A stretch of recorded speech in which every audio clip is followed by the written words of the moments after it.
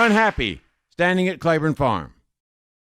Hi, everybody. Dan Illman, Mike Beer, the DRFBets race of the day for Saturday, August the 24th, the Midsummer Derby, the Grade 1 Runhappy Travers, $1.25 million for 3-year-olds going the classic distance of 1.25 miles. Play the Travers in this fantastic Saratoga Saturday card with a DRFBets account. You receive $100 in deposit matches when you sign up at drf.com/bet. Let's meet the field of quality 3-year-olds getting set to go 10 furlongs in the Grade 1 Runhappy Travers. You can access free formulator past performances for this race on the Race of the Day event page at drf.com. Download them, handicap along with us. We'll take them in post-position order, beginning with the number 1, Owendale. And I like the way Brad Cox has handled this late-blooming son of Into Mischief, Mike. His Derby dreams were dashed after the Risen Star debacle. He looked good in the Lexington. He ran hard in the Preakness, finishing third to a couple of rail skimmers that saved a lot more ground than he did. And last time out in the Ohio Derby, I liked how he split foes, came inside, and was gamed down to the wire.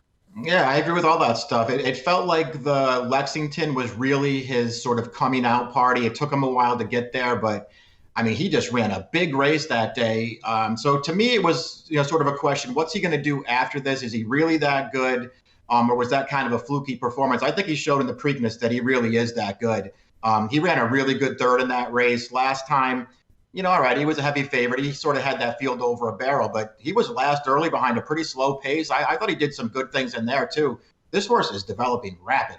You're right about that pace. That was one of those accordion paces. That first quarter was fast. They really backed it down on the backstretch, and this horse was last. Florent stayed very patient. He didn't go wide. He followed Math Wizard, the horse to beat on the turn, went inside that one, got the better of him. Here's a Brad Cox formulator fact. Past 5 years, note this is only for 3-year-olds only. Last out winners, 2 to 4 month layoffs.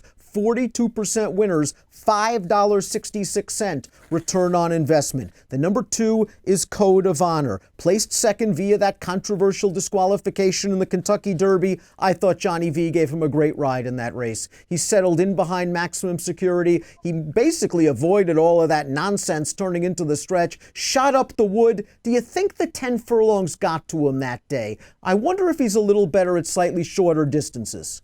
Yeah, I mean, I think that's the only knock you could really have on him at this point. It would just be that in the Derby, it did sort of feel like the distance might have gotten him beat because the trip worked out. He got right there to challenge maximum security off the quarter pole. He had every chance to win. And it just sort of felt like maybe he didn't see it out. Still ran well that day, came out of it with a very good performance, I thought, in the Dwyer.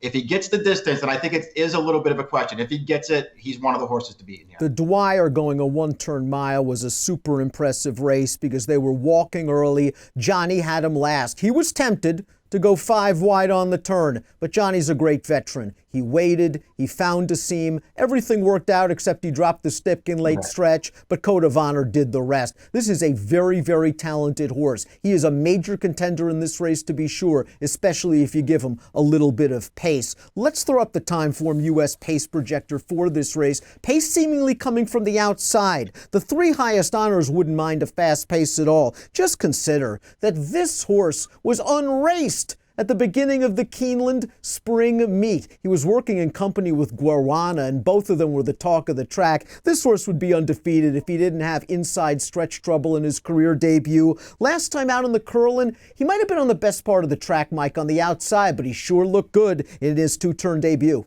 Yeah, I mean, he really did. The Curlin, there's some interesting runners exiting that race and stepping up into the Travers here, so we'll see how they do. This horse was taken back to last early, saved some ground, came with a big 4-wide mover on the second turn and then dueled down in Dorset. I thought he ran really well, Dan. He's facing some much better horses this time. It's a big ask. It could be too much too soon, but I think this horse has some quality. Got to keep an eye on him down the road, if not on Saturday. Laughing Fox won the $300,000 Oaklawn Invitational 3 starts back. Got far behind that fast pace in the Preakness and passed some tired ones in the lane. In the Jim Dandy last time out, he just got outrun. I mean, when they sprinted away from him at about the 3/8 pole, he could not keep up. Maybe being down inside most of the way didn't work out, but I just didn't see the excuse. I wonder if he's been exposed at this level. Yeah, he just doesn't have any speed at all. I think it really works against him. He's just not going to win races like this unless he gets a total meltdown in front of him.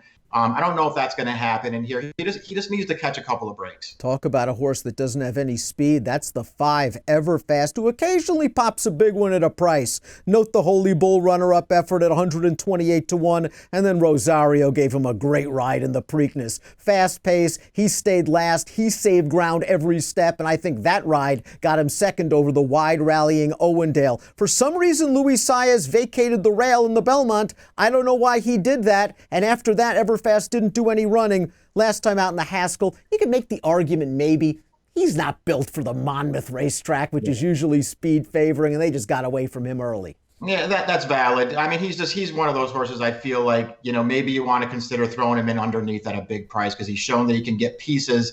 I can't see him winning this race. Will this be the time for the star-crossed Tacitus, who overcame trouble to win the Wood Memorial in his final start before the Kentucky Derby, but trouble has continued to follow him? I thought in the Derby he got a bit far back. He didn't like that sloppy kickback in his face. He got steadied a little bit on the far turn, and then he was running on late. In the Belmont, he was very, very wide, where you had to be inside, and he was dead game to finish second. Mikey was supposed to right the wrongs in the Jim Dandy, and he lost all chance at the start. I mean, it's sort of unbelievable what's happened to this horse since he won 2 Derby preps early in the year. I thought he ran great in the Derby. I thought he ran great in the Belmont. I even thought he ran great last time with a big excuse. Nobody's sort of missed the trouble this horse has had. He will be the favorite again. Mott's going to throw a pair of blinkers on him, see if that makes a difference. If he can get any kind of a trip down, I do think he's the horse to beat. What do you think about the move to blinkers? I mean, we look at the trainer stats on the bottom of our PPs. They're not very good for Mott. I trust him in a situation like this. It's obviously not to sharpen his speed. I think to get him focused if he's in and among horses. Yeah, I guess that's what it's for, too. I'm not a big fan of equipment changes, especially in big races like this, but maybe this horse needs something. He needs something to sort of get him over the hump. Bob Baffert's won this race 2 out of the last 3 years, and he rerouted Mucho Gusto from his planned start in the Pennsylvania Derby here after a brilliant 5-furlong workout at Del Mar on August the 19th. This horse has some tactical speed, and I liked what he did in the Haskell against Maximum Security because he got hung out pretty wide all the way around the first turn down the backstretch. He made a bold run at Maximum Security in the stretch, and he just got flicked away by that very talented runner. Now, the 1.25 miles is going to be a big question mark, but he's by a Breeders' Cup Classic winner. Timeform US has him sitting in a comfortable spot early. He could be in front when they turn into the stretch. Yeah, I like the improvement that he's shown in his recent starts. I really liked his Haskell, mostly for the reason that, as you say, he was wide. He took a run to challenge Maximum Security around the second turn. And when that horse cut the corner to get away from him, this horse didn't just throw it in. He took another run at that horse. He couldn't get him at the end. But I thought he ran a really, really good race and maybe even an underrated race. Triple-digit buyer. He makes a lot of sense in this race. Chess Chief goes out for Dallas Stewart, who has a reputation for cracking the board at big prices with 3-year-olds in major races. That's what he did last time out in the West Virginia Derby with this horse, finishing second to favored Mr. Money at 35 to 1. Miguel Mena gave him a nice ride that day. He saved ground in the pocket. He tried to follow Mr. Money on the turn. Mr. Money just scampered away from him, tried to get through a tight spot in mid-stretch, eventually did. I liked that he was game for second, but he's got to improve by leaps and bounds to win this race. He really does. He's slowly improving at this time anyway. He needs to take another big step forward, I think. Is the 9 looking at bikinis dirtied up for Chad and Javier Castellano? He was so impressive winning his one and only start as a 2-year-old. He missed a lot of time. You and I liked his comeback race because he had to work. He was shuffled back a little bit on the turn, had to go 4 wide, and then he ran down a pretty tough little horse and Not That Brady. Last time out in the Curlin, he was favored in his first start around 2 turns, and you can argue he was on a dead rail. Javier's going to have him real close to the pace here. Yeah, I think he will be really close to the pace here. He does have an excuse for the last one, going to the lead. You could see Castellano trying to keep him off the inside all the way. He just couldn't do it, especially when pressure came for him around the second turn. He wound up on a dead rail. It cost him at the end. Still thought he ran well. Has a lot of upside, I think, this horse. He could really improve in this race. The number 10, Scars Are Cool, passed the 2-turn 9-furlong test last time out, but it was only a maiden race. I like the way he won. He's a really good-bodied horse that, to me, just has the look of a horse that'll appreciate a 1.25 miles. And I respect Stanley Huff immensely, but this is just a gigantic ask from a maiden to the Travers. Yeah, I agree. I really liked his win last time. I did not expect to see him turn up in the entries for this race, though. It feels like they might be asking too much. I'm going to keep an eye on him down the line, though. The 11 Endorsed. I loved his debut win at Saratoga last year. Very professional, tracking the pace inside, eased out, ran down the favorite. The Champagne didn't work out. They pointed him for the Remsen. He missed that race with some problems.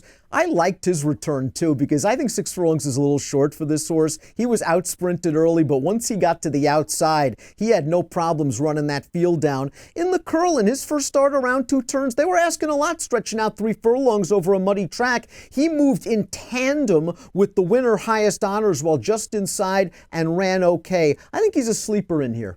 Yeah, I do, too. I won't be surprised if he improves again. You know, you can watch the Curlin and say, well, he had no real excuse in there. Highest Honors was just better than him. I think that's true, but we haven't seen the best of this horse yet. I think he's going to take another step forward. Tax beat Tacitus in the Jim Dandy, obviously got the jump on him when Tacitus broke slowly, and Danny Gargan says, I'm not that worried about post 12 because my instructions to IRAD, you're making the front at all costs, and Tax has the speed to do it. He's a nice little horse. He's very professional, he wants to beat you, and he has that tactical speed, as he showed in the Jim Dandy. It looked like they wanted to make the lead, but when War of Will brushed on the backstretch, he went to hand very nicely. He blew by War of Will like he was standing still at the 5/16 pole, and he held off Tacitus while staying off of the rail.